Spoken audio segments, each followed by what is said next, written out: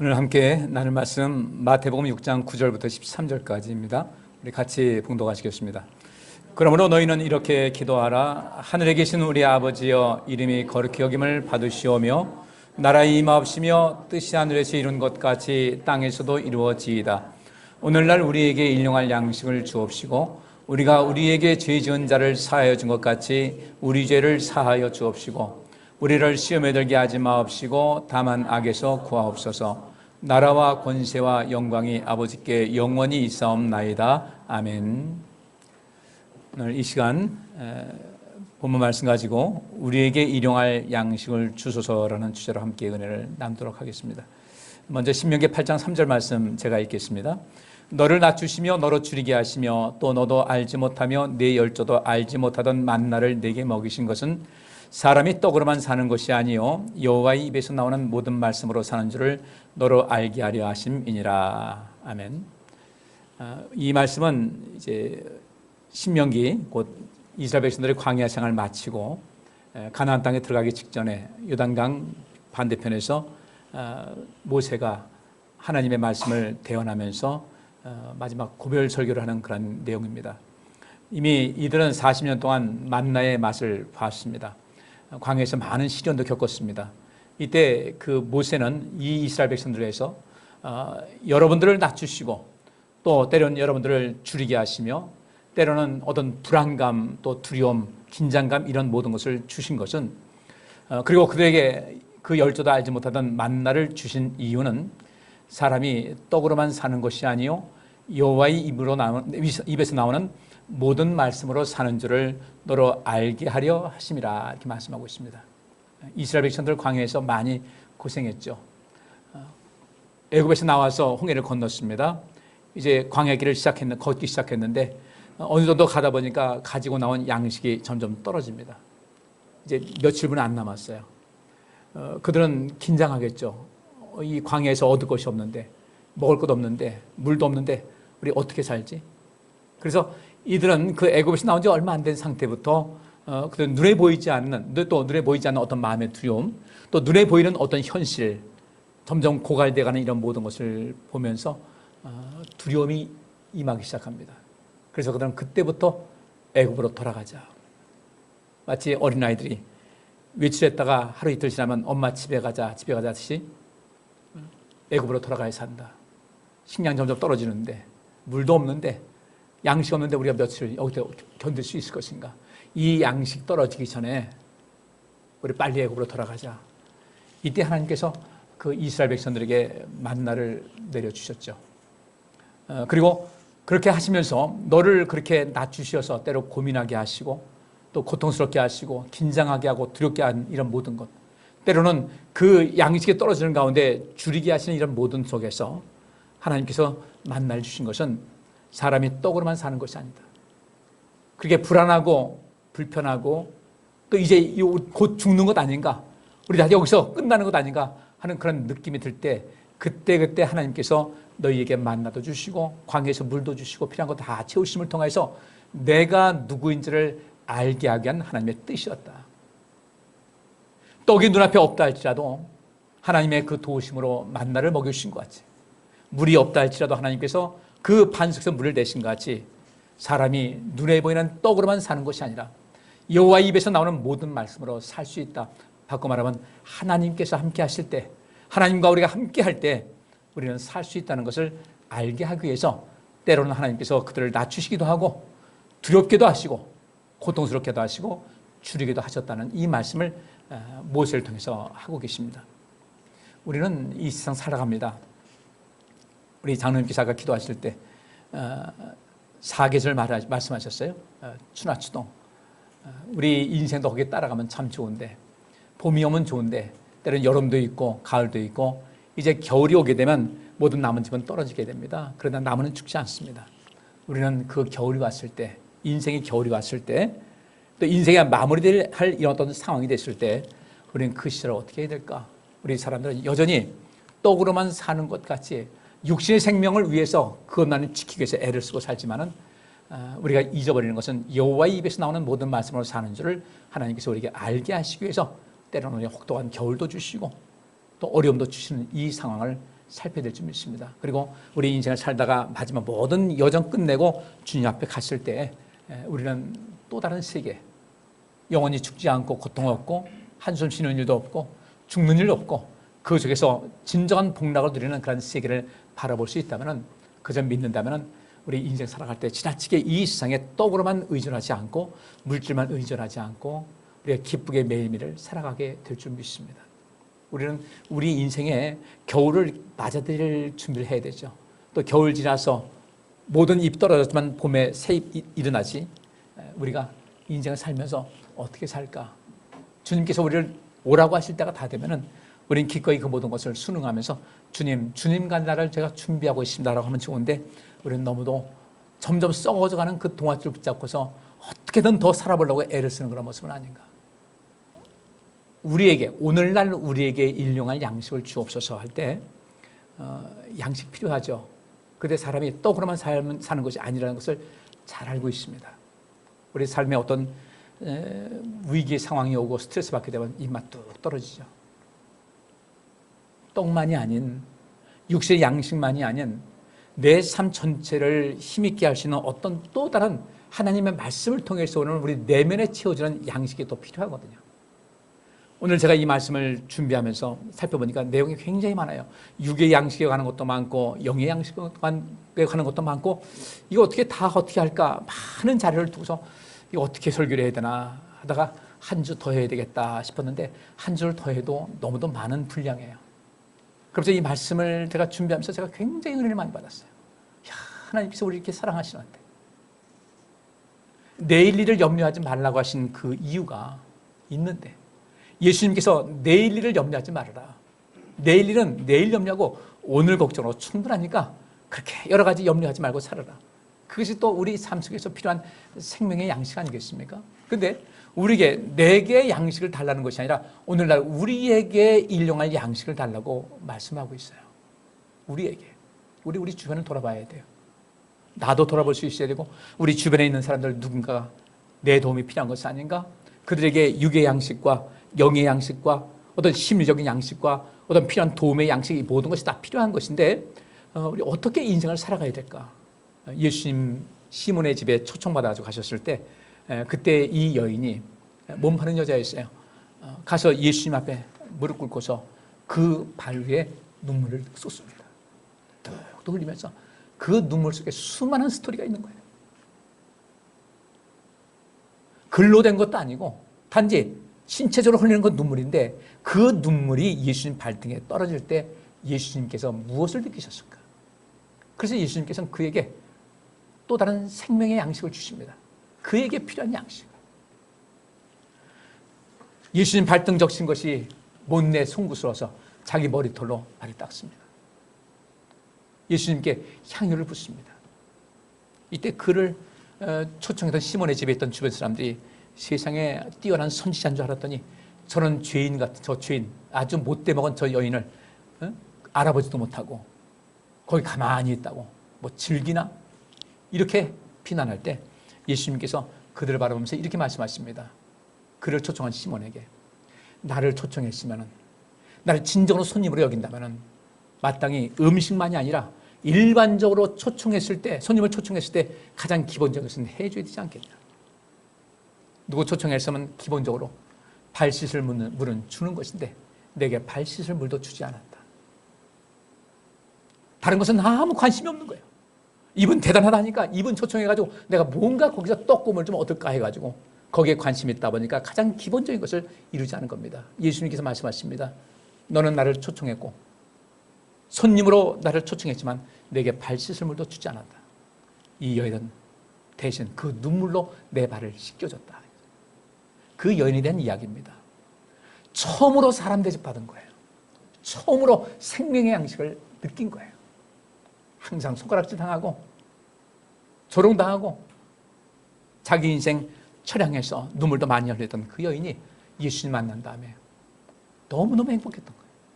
그리고 성경 역사를 보면 그 여인이 예수님께서 말씀하신 그 모든 것에서 최선을 다해서 평생 그렇게 산 것으로 기록이 되고 있습니다. 그러한 사랑 처음 받아봤거든요. 나병 환자들, 문둥병 환자들 사람들에게 소외되고 격리돼서 의지할 수 없을 때 그들은 외칩니다. 나를 도와달라고. 그 외에 많은 환자들이 나를 도와달라고 외칩니다. 그런데 시간의 한정은 있고 끝없이 머물 수가 없으니까 또 다른 곳을 가다 보니까 그곳에서 도움의 손길을 받지 못하는 사람들, 오늘 여기까지 해야 되겠다. 그 다음서 저까지만요, 저까지만 해도 돌아설 수밖에 없는 그런 안타까운 현실 속에서 주님께서는 많이 슬프신 거예요. 보통 사람들은 내가 신유의 은사가 있다, 그래서 막 신유와 베풀면서 고치면서 으쓱하고 다니지만 주님께서는 그 순간순간마다 마음이 굉장히 아프셨던 거예요. 그래서 예수님께서 이렇게 말씀하십니다. 추수할 것은 많은데 추수할 일꾼이 없다. 예수님께서 그 말씀을 하실 때는 많이 슬프셨던 거예요. 나 말고 나 아니더라도 그 제자들에게 너희가 좀 이 모든 것을 행할 수 없더냐, 이것을 할 수 있으면 얼른 이 모든 것을 할 수 있으면 좋겠는데 주님께서 그 능력은 한계가 있고, 그래서 뒤에 이런 말씀이 있습니다. 마태복음 17장 14절부터 23절 보니까 저희가 무리에게 이름에 한 사람이 예수께 와서 꿇어 엎드려 가로되 주여 내 아들을 불쌍히 여기소서 저가 간지로 심히 고생하여 자주 불에도 넘어지며 물에도 넘어지는지라 내가 주의 제자들에게 데리고 왔으나 능히 구하지 못하더이다. 이 사람은 양식이 필요했어요. 내가 아픈 것보다 내 자식이 너무 아팠어요. 너무 내 자식이 아픈 것이 너무 아픈 거예요. 그래서 내가 주의 제자들에게 데리고 왔으나 능히 고치지 못하더이다. 예수께서 대답하여 가라사대 때 믿음이 없고 패역한 세대여 내가 얼마나 너희와 함께 있으며 얼마나 너희를 참으리요 라고 말씀하고 있습니다. 누구에게 하신 말씀입니까? 네? 믿음이 없고 패역한 세대여라고 한 이 말씀, 내가 얼마나 너희와 함께 있으며 할 때 이 너희는 누구를 말하고 있습니까? 누구예요? 네? 예수님의 제자들이에요. 그 제자들 누구? 주의 제자들에게 데리고 왔으나 안 되게 고치지 못하더이다. 예수님께서 앞서서 변화산성에 가서 그 베드로와 야고보와 요한과 함께 계셨거든요. 내려왔으니까 밑에 9명의 제자가 있는데 그 제자들에게 데리고 왔으나 등에 고치지 못하더이다. 이때 예수님께서 말씀하시기를 믿음이 없고 패역한 세대여, 제자들에게 하신 말씀입니다. 12제자 중에 그 앞선 9명의 제자들에게 믿음이 없고 패역한 세대여 내가 얼마나 너희와 함께 있으며 얼마나 너희를 참으리요. 얼마나 너희와 함께 있으며 이 얘기는 이겁니다. 22절에 갈릴리에 모일 때 예수께서 제자들에게 이르시되 인자가 장차 사람들의 손에 넘겨 죽임을 당하고 제3일에 살아나리라 하시니 제자들이 심히 근심하더라. 이 이야기는 내가 너희들과 영원토록 함께 있을 수 있는 건 아닌데, 너희들과 함께 있는 날이 얼마 안 남았는데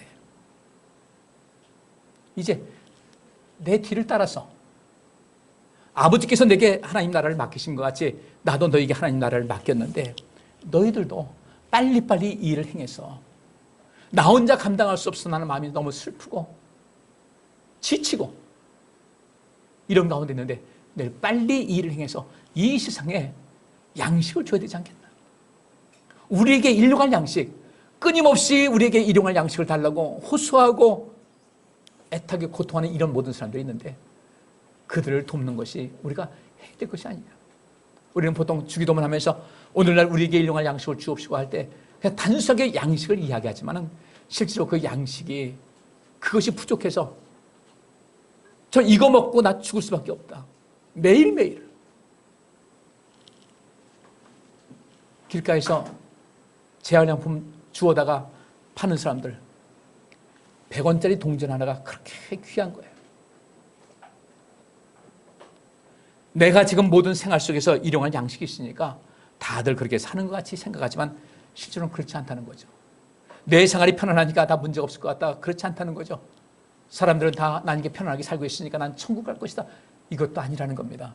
그래서 주님께서 그 겟세마네 동산에서 주님께서는 정말 그대로요. 얼마나 지치고 힘드셨는지 내가 3년 동안 사역을 했는데 90년을 지낸 것 같습니다. 그런데도 주님께서는 굉장히 낙심하신 거예요. 너무 슬프신 거예요. 지치신 거예요. 당신의 손길을 필요로 하는 사람들이 너무 많은데 제자들은 여전히 아직까지 힘을 얻지 못하고, 그래서 믿음이 없고 패역한 세대요. 내가 얼마나 너희와 함께 있으며 얼마나 너희를 참을 것이냐, 얼마나 너희를 너그럽게 내가 봐줄 것이냐. 추수할 것은 많은데 추수할 일꾼은 없다는 그 말씀은 주님께서 정말 절규같이 하신 말씀이거든요. 추수할 것은 많다, 추수할 일꾼이 없다. 요새 품삯을 많이 줘야 일꾼 사나보다. 그것이 아니라 추수할 것은 많다. 일용할 양식, 그들의 삶 속에 온 영혼에 일용할 양식을 베풀어야 될 사람들인, 그것에 필요한 사람들이 많은데, 그것을 원하는 사람이 있고 그 손길이 필요한 사람들 많은데 추수할 사람이 없다는 거죠. 우리는 우리 자신이 추수할 사람이 되어야 되거든요. 추수해서 누군가에게 일용할 양식을 끊임없이 줄 수 있는 그런 삶을 살아갈 수 있어야 텐데 이것을 우리가 하지 못하는 거예요.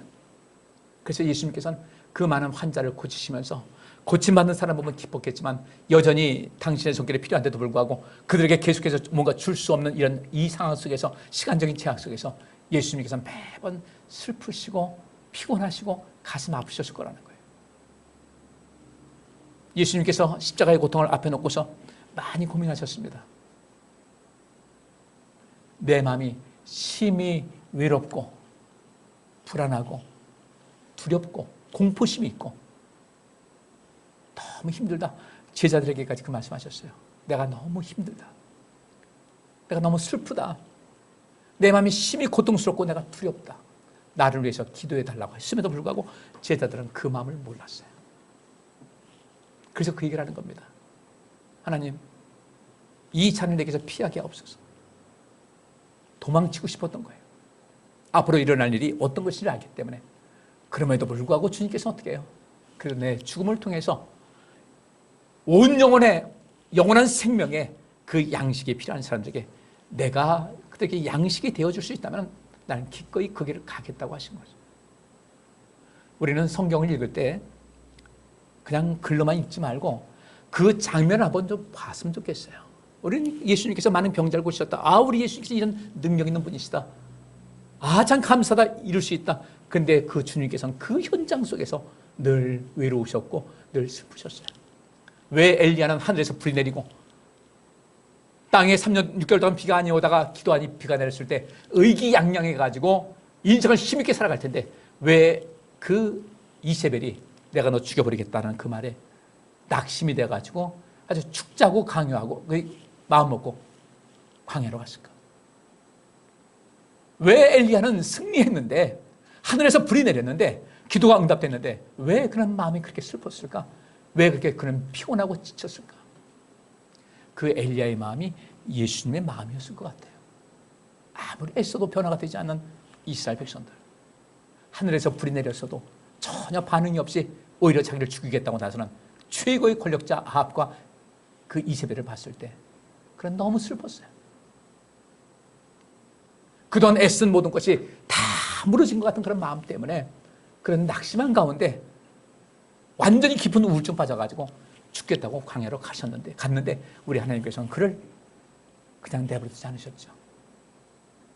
천사를 보내서 마실 것 주시고 먹을 것 주시고 그 다음에 사명을 감당케 하셨습니다. 예수님께서도 그렇게 애쓰고 수고하셨는데 전혀 변함이 없는 그런 사람들을 봤을 때 얼마나 마음이 쓸쓸하셨을까? 얼마나 슬프셨을까? 그 피곤함이 얼마나 됐을까?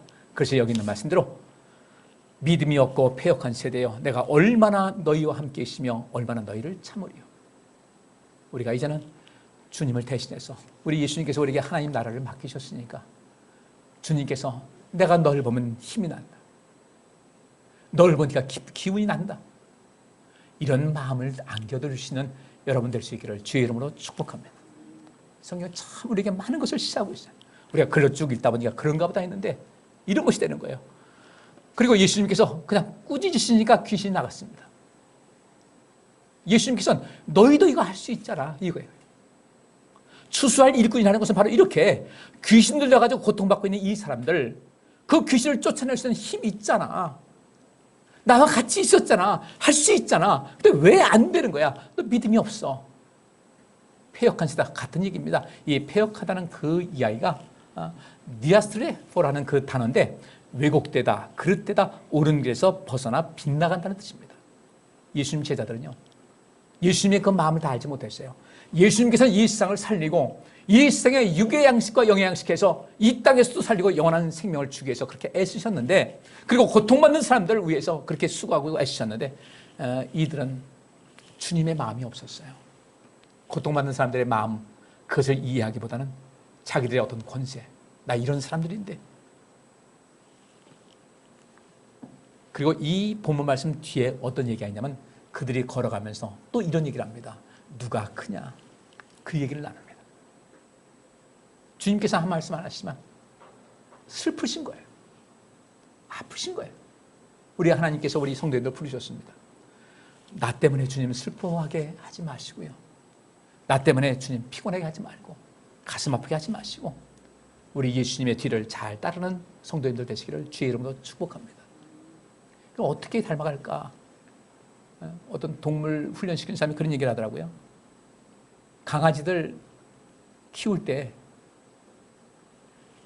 대소변을 잘 가리는 어미 개가 새끼를 낳았을 때 다른 거 하지 말고 새끼를 2-3달 동안만 같이 지내게 하게 되면 그 강아지들은, 태어난 강아지들은 가르칠 것도 없이 대소변을 잘 가린대요. 왜 그러겠어요? 어미가 하는 대로 하거든. 어미가 가서 소변 본 데 가서 소변 보고 가는 데 거기 가서 하니까 강아지들은 자연스럽게 배운다는 겁니다. 근데 이걸 새끼 낳으면 보통 한 달 되면 귀찮으니까 분장시키잖아요. 처음부터 사람이 교육시키자니까 얼마나 힘들어요. 어미개가 키우면 아무 문제가 없대요. 우리 예수님 닮기 원하죠? 어떻게 하면 예수님 닮겠어요? 이 마리아가 어떻게 하면 주님을 제대로 사랑할 수 있을까? 은혜 갚은 것이거든요. 너무너무 좋은 거예요. 그럼 너무너무 사랑하는 거예요. 너무너무 어려운 거예요. 그러면서도 너무너무 어려워. 이건 보통 분이 아니에요. 사랑하고 가까이 따르기 원하지만 너무너무 어려워서 그분께서 나를 내가 사랑한다 말씀하셨겠죠. 근데 그래서 어떻게 감당할 힘이 없는 거예요. 그 사랑이 얼마나 큰지. 우리 예수님을 가까이 하시잖아요. 그러면 우리가 예수님을 닮을 수 있어요. 가까이 하지 않으니까 닮지 않는 거예요.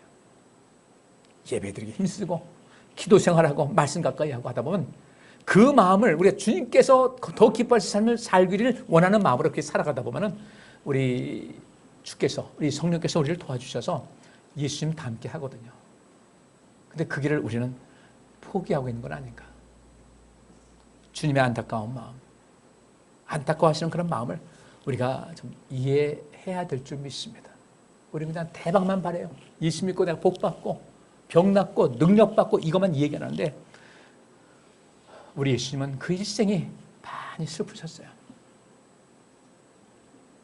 변화되지 않는 그런 사람들 때문에. 고치셨습니다. 그랬더니 이 제자들이 와서 우리는 어떻게 해서 쫓아내지 못했습니까? 했더니 예수님께서 믿음이 적은 영고다. 진실로 너희에게 이르노니 너희가 만일 믿음이 한 겨자씨만큼만 있으면 이 산을 명하여 여기서 저리로 옮기라 해도 옮길 것이요 또 너희가 못할 것이 없다. 이것을 보통 이해를 못합니다. 이 산을 명하여 바다에 빠지라면 그렇게 된다고 하니까 우리 그냥 넘어가죠. 이건 실질적으로 우리가 가능한 일이거든요. 그 산이 무엇인가? 요한계시록 8장 8절 보니까 둘째 천사가 나팔을 부니 불붙는 큰 산과 같은 것이 바다에 던지우에 바다의 3분의 1이 피가 되었다. 이 산은 무엇입니까? 그러고 보면요. 불붙는 큰 산과 같은 것이 바다에 던지었다. 둘째 천사가 두 번째 나팔을 불 때, 여러분들께서 요한계시록 잘 동영상 보시는지 모르겠어요. 그럴 때 마지막에 이런 심판이 있다는 겁니다. 그러면 여기서 예수님께서 이 산을 명하여 저기로 옮기라 하여도 옮길 것이요. 왜 이 말씀하셨어요? 귀신을 쫓아내야 되는데 쫓아내지 못했잖아요. 왜 쫓아내지 못했습니까? 그러니까 믿음이 없어서 그렇다. 내가 믿음만 있으면 이 산을 명하여 여기서 저기로 옮기라 해도 옮길 것이다. 이 산은 뭘 말하고 있어요? 예? 여기서 말하는 이 산은 무엇입니까? 예수님께서 이 산이 아무것도 아니었어요. 그래서 귀신을 쫓아냈잖아요. 이 쫓아내지 못한 이 제자들에게는 이 산이 어떤 것이었어요? 감당할 수 없는 것이었어요. 따라서 예수님께서 이 산을 명하여 여기서 저기로 옮기라, 바다에 던지라 해도 너희가 못할 것이 없다는 것은 이미 우리에겐 그런 큰 권세가 주어졌다는 것을 말씀하고 있어요. 이 산을 명하여 바다에 던진다. 산이 거기 나무가 많이 있다 할지라도 바다에 던지게 되면요, 거기 있는 모든 나무는 다 죽고 마는 겁니다. 사단의 권세를 멸할 수 있는 이 모든 것, 너희가 이 귀신을, 곧 이 산, 귀신을 넘기지 못한 것은 믿음이 부족해서 그렇다. 성경에서 말하고 있는 그 산은 사단의 권세고 악한 세력을 말하고 있습니다. 그런데 우리 모두에게 그것을 바다에 던져서 멸할 수 있는 그런 권세를 주셨다, 안 주셨다? 주셨다는 거예요. 근데 우리 이 산을 명하여 바다로 던지라고 하니까 이게 뜬금없는 소리가 이게 뭔 소리지 하지만 이건 이미 이스라엘 백성들은 잘 알고 있는 내용이에요. 왜냐하면 구약성경에 이 내용이 나오고 있거든요. 우리 성도님들, 우리 인생 한번 멋있게 살아갈 수 있기를 원합니다. 우리 하나님께서 우리에게 그 권세를 주셨는데, 하나님 나라에 맡기셨는데 그 권세 가지고 우리가 일용할 양식을 우리 이 공동체 안에서 세상 우리 모두에게, 우리 지구촌이라고 하지 않습니까? 그것을 좀 나눠줄 수 있어야 돼요. 그것을 위해서 기도하셔야 돼요. 하나님께 복을 구할 때 나만을 위한 그런 복이 아니라 우리 모두에게 주기를 위해서. 우리가 왜 하나님께 11조 드립니까? 왜 예물 드립니까? 왜 드립니까? 교회가 돈이 필요해서. 필요하죠. 근데 왜 필요합니까? 그래요. 다른 것이 아니에요. 이 시장에 양식을 주기 위해서 교회의 기능을 감당하기 위해서 물질이 필요한 것이고, 하나님께서는 여러분에게 그 일을 맡기신 거거든요. 맡겨라. 그러면 내가 너에게 큰 복 주실 것이라고 했는데 그걸 못하는 거예요. 하셔야 돼요. 안 하시면요, 그 복에서 죄가 돼요. 복뿐 아니라 하나님 앞에 불순종한 것이 돼가지고 하나님의 책망과 심판을 받을 수밖에 없어요. 어떤 사람들이 11조를 뭐하러 드리냐? 교회가 돈만 밝힌다. 묘하게 그런 말이 잘 들리는 사람이 있어요. 제대로 된 믿음 있는 사람들은요, 모르면 가만히 있어 이렇게 되는데 그 말이 자꾸 들리는 거예요. 안 들려요. 이 핑계 저 핑계 됩니다. 뭐 교회가 어때서, 목사님이 어때서 안 드린다고? 그건 통하지 않는 거죠. 하나님 앞에 바로 하시길 바랍니다. 여러분 인생에 큰 복이 있는 거예요. 이 말씀 속에서 우리는 다른 거 말고요, 출애굽기 16장 13절부터 16절 말씀에 보시겠습니다. 저녁에는 메추라기가 와서 진에 덮이고 아침에는 이슬이 진 사면에 있더니 그 이슬이 마른 후에 광야 지면에 작고 둥글며 서리같이 세미한 것이 있는지라. 이스라엘 자손이 보고 그것이 무엇인지 알지 못하여 서로 이르되 이것이 무엇이냐 하니 모세가 그들에게 이르되 이는 여호와께서 너희에게 주어 먹게 하신 양식이라. 여호와께서 이같이 명하시기를 너희 각 사람의 식량대로 이것을 거둘지니 곧 너희 인수대로 매명에 한 오매씩 취하되 각 사람이 그 장막에 있는 자들 위하여 취할지니라 하셨느니라. 모세가 그들에게 이르기를 아무든지 아침까지 그것을 남겨두지 말라 했으나 그들이 모세의 말을 청종치 아니하고 더러는 아침까지 두었더니 벌레가 생기고 냄새가 난지라. 모세가 그들에게 노하니라. 무리가 아침마다 각기 식량대로 거두었고 해가 뜨겁게 쬐면 그것이 쓰러졌더라. 이스라엘 백성들이 애굽에서 나와서 광야에 들어갔습니다. 얼마 지나니까 아까 말씀드린 대로 식량이 떨어지기 시작해요. 이제 자녀 식량이 얼마 안 남았어요. 불안하기 시작해요. 두려워요. 가자고 합니다. 다시 애굽으로 가야 된다. 이거 떨어지기 전에 요만큼 양식이 있으면 우리가 이 양식 가지고 애굽으로 돌아갈 수 있는 식량은 충분하니까 빨리 돌아가자는 겁니다. 그래서 고기가 없네 또 이런 얘기를 합니다. 그래서 하나님께서 이 앞에 있는 내용 보면 하나님께서 모세에게 말씀하십니다. 내가 다 주겠다. 내가 또 만나를 내려주겠다. 그렇게 말씀하신 다음에 저녁에는 메추라기가 와서 진에 덮이고, 이 저녁에는 한 번 저녁이겠습니까? 매 저녁이겠습니까? 매일이에요. 왜냐하면 아침에는 이슬이 진 사면에 만나가 내린 것 같이 주님께서는 저녁에는 메추라기를 주시고 아침에는 만나를 주셨는데, 아침에는 이슬이 진 사면, 그들의 진을 진 사면에 있더니 그 이슬이 마른 후에 광야 지면에 작고 둥글며 서리같이 세미한 것이 있었다 그랬어요. 우리나라에서 보는 이슬은 이슬도 아니에요. 이 동남아 지역, 이 중동아시아 이쪽에 있는 그 이슬은요, 비같이 내립니다.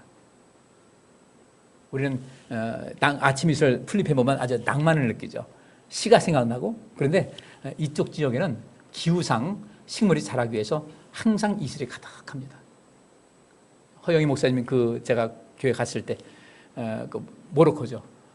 저녁에 그날이 그 유대인들 말하면 그 6월절 같은 날이었어요.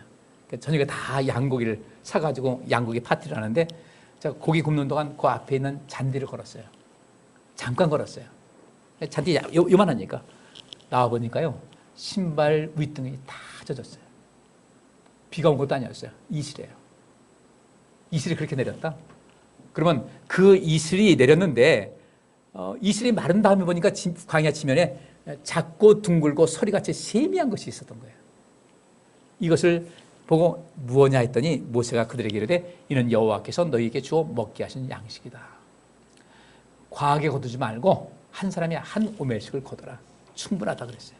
근데 사람 어디 생각이 그래요? 두렵잖아요. 내일이 걱정되잖아요. 내일 염려하지 말라고 그러는데 내일이 걱정되잖아요. 그래서 어떤 사람들은 모세의 말을 청종치 아니하고 더러는 아침까지 두었더니 벌레가 생기고 냄새가 났다. 모세가 굉장히 화를 냈다. 왜 화가 나겠어요? 벌레가 생기고 냄새가 난다는 것은 앞으로 무슨 위험이 있다는 거예요? 전염병이 돌 위험성이 있는 거예요. 그 광야에서. 누구 죽이자는 거냐 이거죠. 내일 주신다니까. 내일 주신다고 했잖아. 내일. 날마다 만나 내렸어요. 예수님께서 내일 일은 염려하지 말라는 것은 이미 그 구약성경의 율법을 잘 알고 있는 이스라엘 백성들에게는요 쉽게 이해가 되는 거예요. 그렇지 우리 조상들 매일매일 만나 내리주셔서 내일 걱정 안 했지. 주님께서 그 말씀하신 건데 우리 만나를 경험했어야지. 그게 뭔 말인지 몰라요. 이걸 체험하셔야 되거든요. 체험하면 쌓아두려고 하지 않습니다. 끊임없이 나눠주는 거죠. 우리에게 일용할 양식을 주옵시고 하나님께서는 우리에게 양식이 필요한 것을 아셔서 다 채워주시는 거예요. 근데 우리가 왜 그것을 만족하지 못하는가? 죽어도 만족하지 못해요. 왜? 쌓여 있어야 되니까.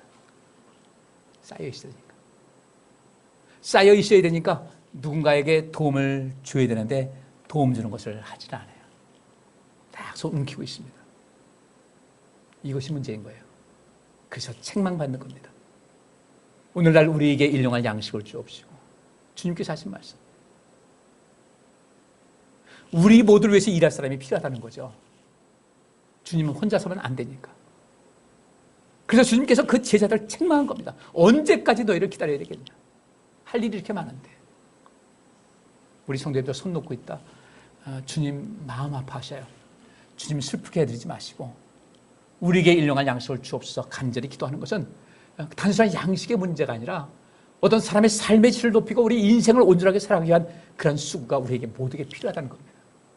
저는 그래서 목사이기 때문에 그 일을 하는 거예요. 저는 여러분들을 위해서 도우려고 준비가 다 되어 있는데 안 되는 거예요.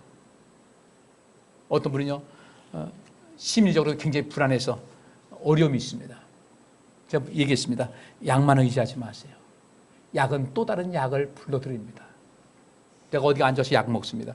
약에 부작용이 있거든요. 약에 부작용이 생깁니다. 또 약을 또 먹습니다. 어디 약 먹었더니 약에 부작용이 있어요. 막 몸이 붓습니다. 부니까 또 뭐 해야 돼요? 부종을 빼는 약을 또 먹습니다. 또 부작용이 또 있습니다. 그래가지고 세월 지나면서 우리 생활 속에서는 약이 이만큼씩 먹는 거예요. 약 없이 살아가세요. 약을 줄이세요.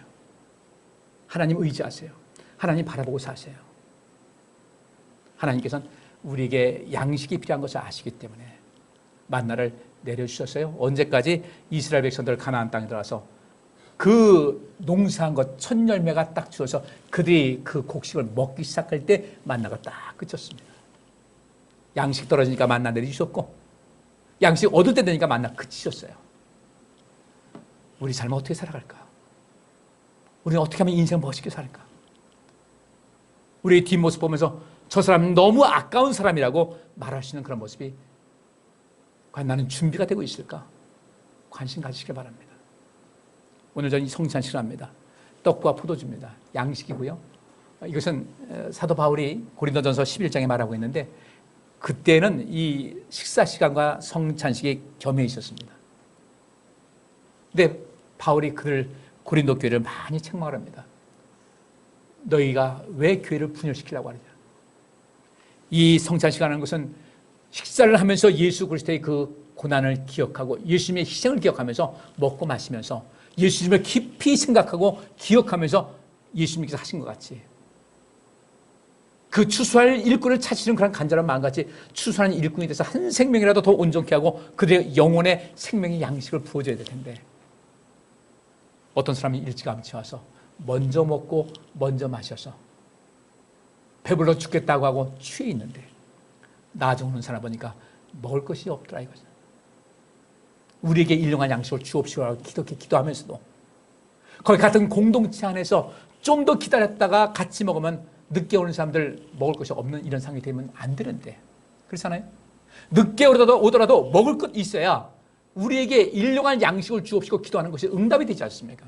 기도는 우리에게 일용할 양식을 주옵시고 하는데 뒤에 오는 사람은 전혀 생각하지 않고 먼저 시컷 먹어버립니다. 마셔버립니다. 전혀 배려가 없는 거예요. 그래가지고 나중에 온 사람들은 낙심하게 되고 그 속에서 교회가 분열이 된다. 그렇게 했기 때문에 우리에게 일용할 양식을 주옵시고라는 거 말씀대로 일용할 양식을 채워주는 삶을 살아갈 텐데 마땅히 그런 모든 힘이 되면서도 하지 않은 그 사람들이 먼저 먹고 먼저 마셔서 뒤에 오는 사람들 굶게 만든 그 사람들은 약해졌고 병들었고 죽었다 그랬어요. 굉장히 무서운 말씀이거든요. 우리가 일용할 양식을 주변에 살펴서 육신의 정신적인 영적인 것을 채우지 않고 모른 척할 때 약해질 수 있고 병들 수 있고 죽을 수 있다는 사실을 아셔야 돼요. 하나님께서는 굉장히 엄한 분이세요.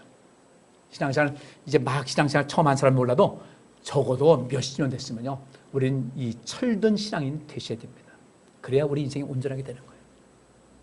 바르게 진실되게 사시기를 주의 이름으로 축복합니다. 그래서 바울이 뭐라고 하는지 아십니까? 그 식사 시간이 좀 늦으면은 체질적으로 견디기 어려운 사람들은 집에서 조금씩 먹고 와라. 그 시간을 견디시도록 집에서 먹고 와서 늦게 오는 사람들 기다려라. 그래야 이것이 오늘날 우리에게 일용할 양식을 주옵시고라는 그 기도를 할 때 그 기도하는 자격이 있다는 거예요. 우리는 기도만 합니다. 근데 우리 생활 속에서는 전혀 그런 게 없다. 문제 심각한 거죠. 다 돌보시기 바랍니다. 여호와께서 여기 모인 모든 성도들과 그의 가정과 그와 관련된 모든 일에 복을 주시고 지켜주시며 따뜻하게 대해주시고 은혜를 베푸시며 사랑스러운 눈으로 바라보시어 모두에게 평안을 주시기를 원하노라. 아멘.